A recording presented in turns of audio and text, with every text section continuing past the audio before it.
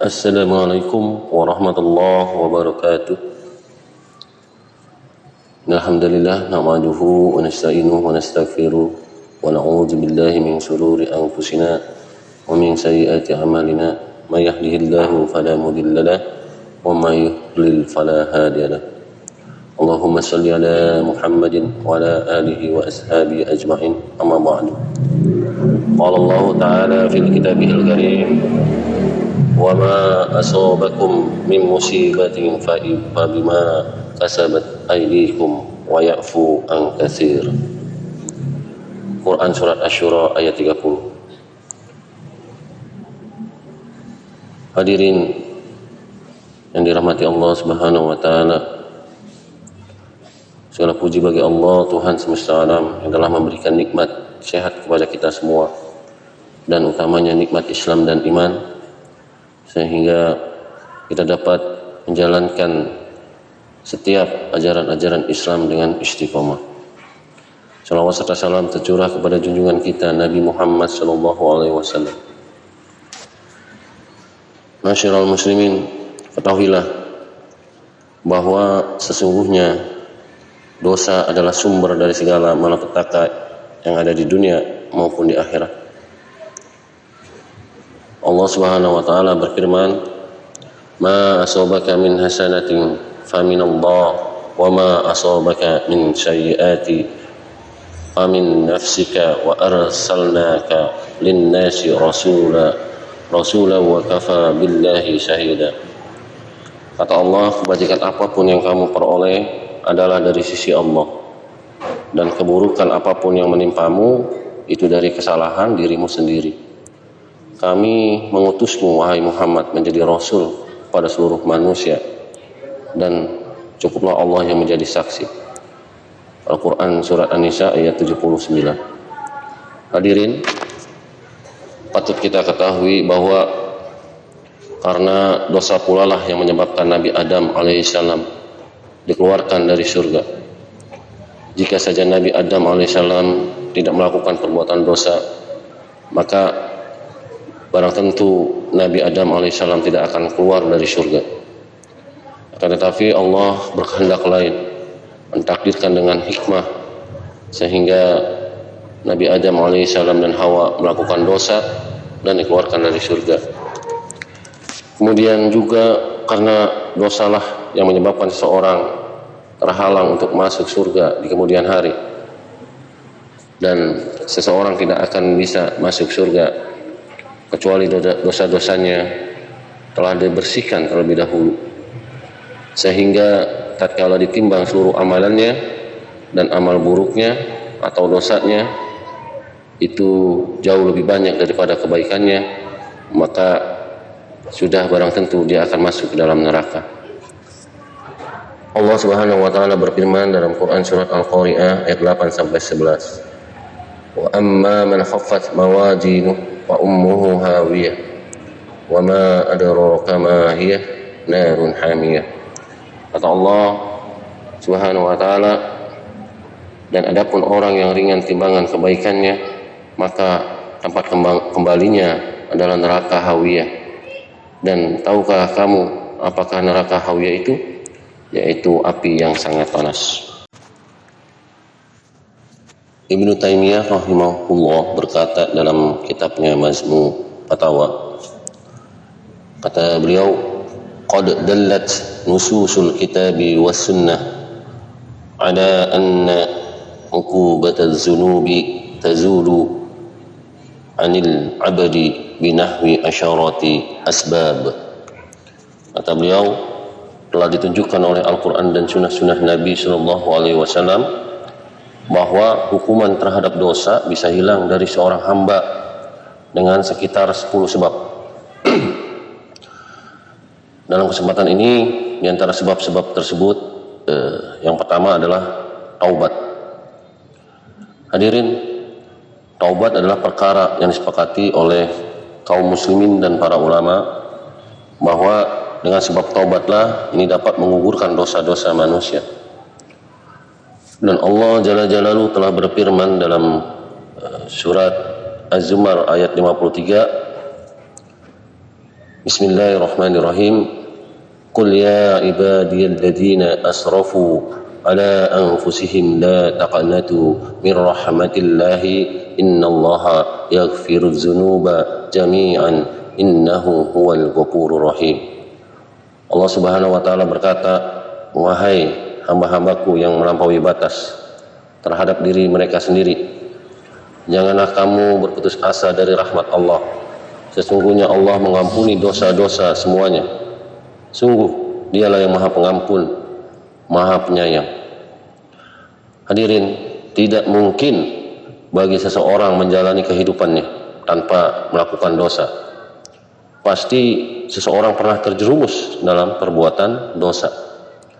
Dan Nabi SAW telah mengatakan, yang artinya beristiqomahlah kalian dan sekali-kali kalian tidak akan dapat menghitungnya. Hadis dalam kitab Ibnu Majah 1 nomor 278. Maksudnya adalah bagaimanapun seseorang beristiqomah pasti tidak akan mampu dan tetap saja akan melakukan dosa. Bagaimanapun seseorang berusaha untuk bersikap lurus saja, ketahuilah bahwa sesungguhnya dirinya bukanlah malaikat, bukan juga para nabi, sehingga pasti akan melakukan dosa. Adapun banyak atau sedikitnya tergantung masing-masing orang. Terlebih lagi kita yang hidup di zaman sekarang. Siapakah di antara kita yang selamat dari dosa-dosa? Dosa penglihatan, dosa pendengaran, dan dosa perkataan adalah dosa-dosa yang mungkin setiap hari kita lakukan.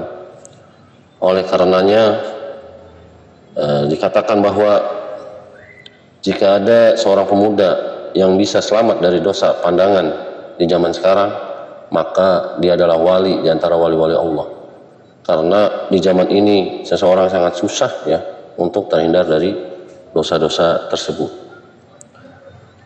Hadirin, oleh karenanya tatkala seseorang terjerumus ke dalam suatu perbuatan dosa, lebih baik atau hendaknya dia bertaubat kepada Allah Jalla Jalaluhu, dan juga hendaknya seseorang berhusnudzon pada Allah bahwa pasti Allah akan mengampuni dosa-dosanya. Hadirin, mari kita ingat bahwa Nabi SAW telah mengabarkan dalam hadisnya, yaitu hadis riwayat Bukhari nomor 5999, yang artinya Rasulullah SAW kedatangan rombongan tawanan perang. Di tengah-tengah rombongan itu ada seorang ibu yang sedang mencari-cari bayinya. Tatkala dia berhasil menemukan bayinya di antara tawanan itu, maka dia pun memeluknya erat-erat ke tubuhnya dan langsung menyusuinya. Rasulullah SAW bertanya kepada kami, apakah menurut kalian ibu ini akan tega melemparkan anaknya ke dalam kobaran api?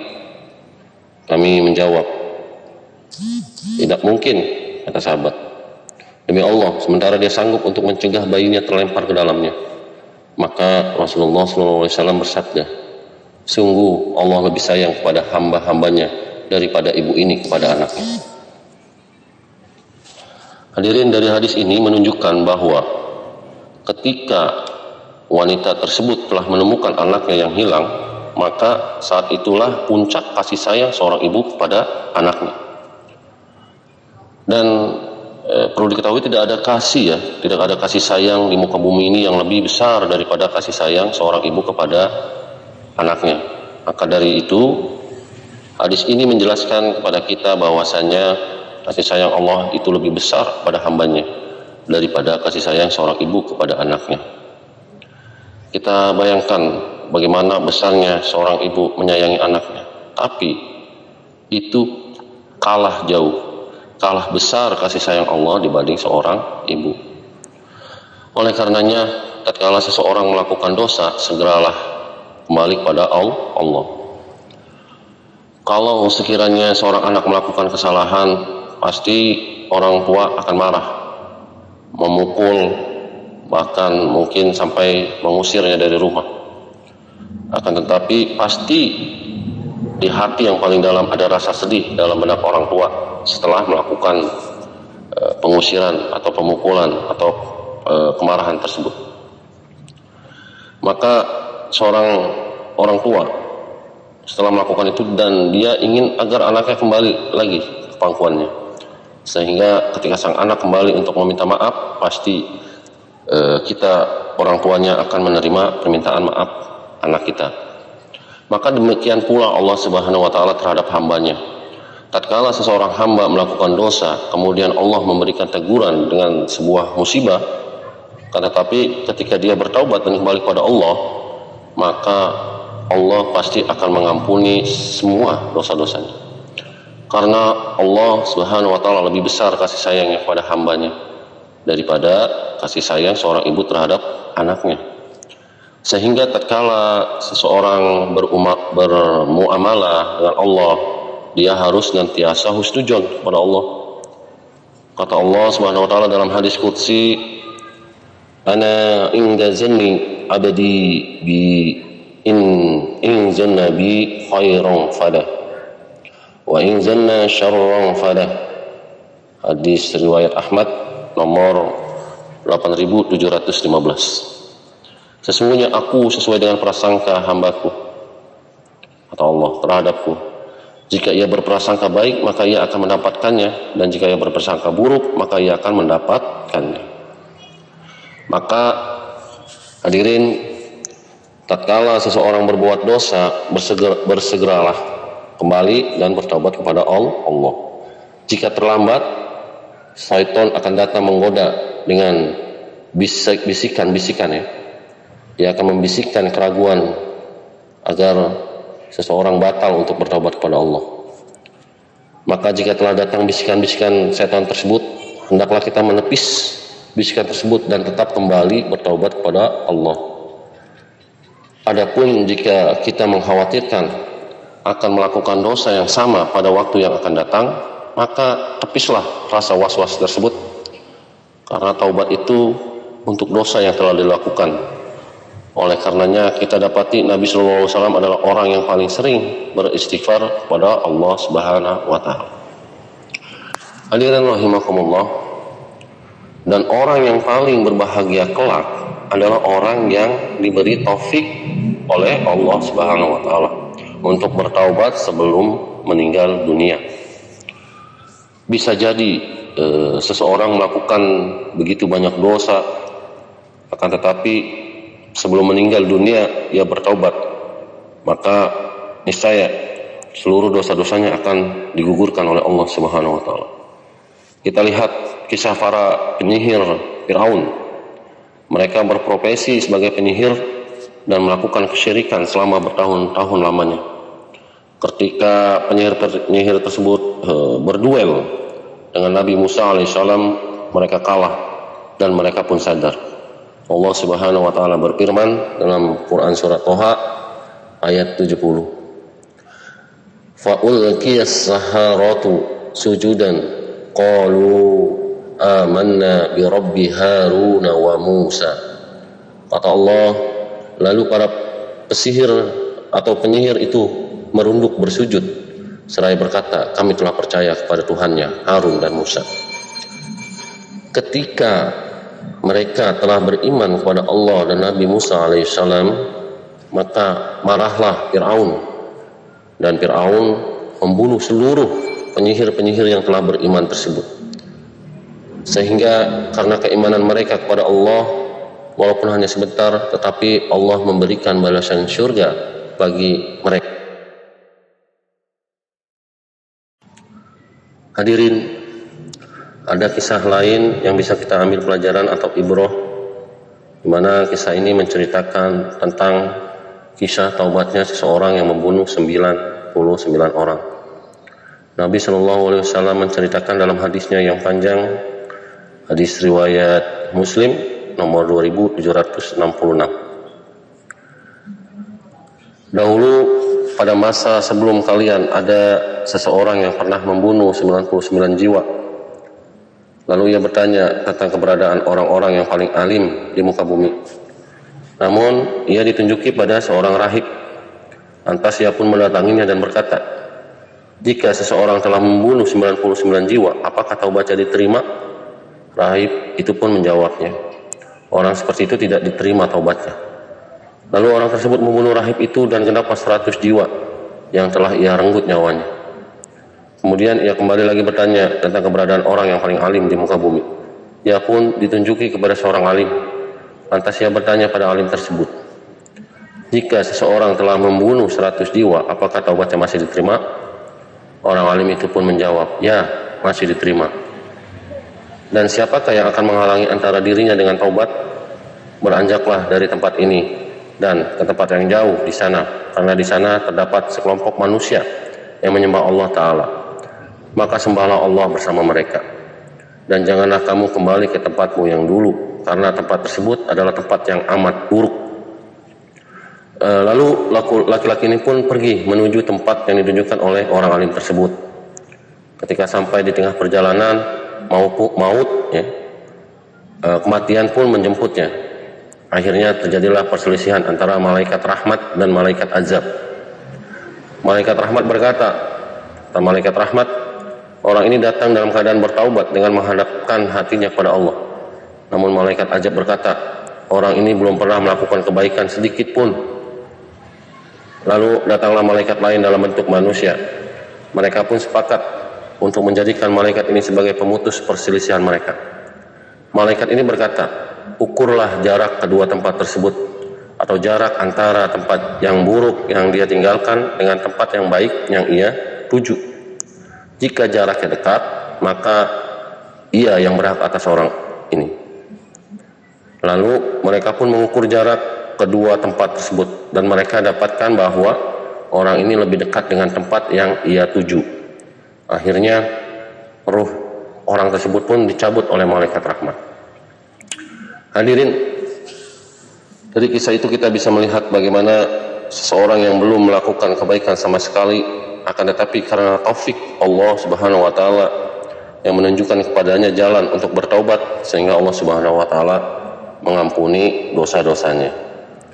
Oleh karena itu, jangan sampai kita putus dari bertaubat kepada Allah.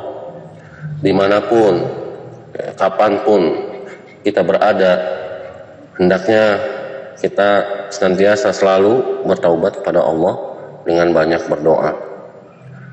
Hadirin, bukankah Allah telah berfirman dalam surat Al-Baqarah ayat 222, Innallaha yuhibbut tawwabina wa yuhibbul mutatahhirin. Kata Allah, sesungguhnya Allah menyukai orang yang bertaubat dan menyukai orang yang menyucikan diri.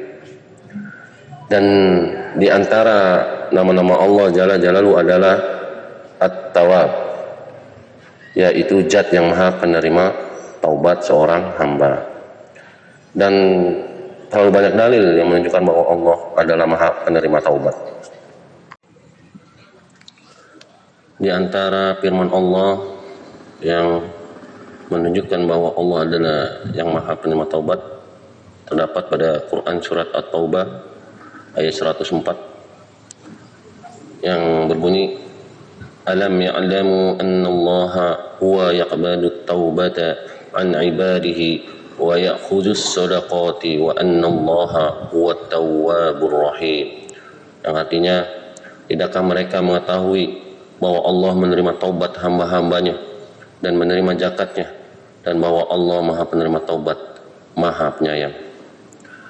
Kemudian ada di Quran surat Asy-Syura ayat 25, dan tentunya masih banyak ayat-ayat yang seperti ini, sangatlah banyak sekali di Al-Quran. Maka dari itu, dalam kesempatan ini marilah kita sering-sering bertaubat, karena tidak ada di antara kita yang tahu kapan dia kembali kepada Allah. Betapa banyak orang yang menunda-nunda taubatnya, ternyata hidupnya tidak sampai pada waktu yang dia kehendaki. Demikianlah video kali ini, kita mencoba menguraikan satu uraian dari satu penyebab di antara 10 penyebab penggugur dosa.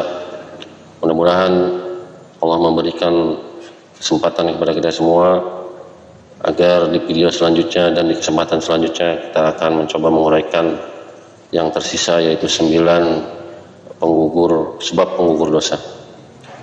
Demikian, semoga bermanfaat untuk kita semua. Wabillahi taufiq wal hidayah. Wassalamualaikum warahmatullahi wabarakatuh.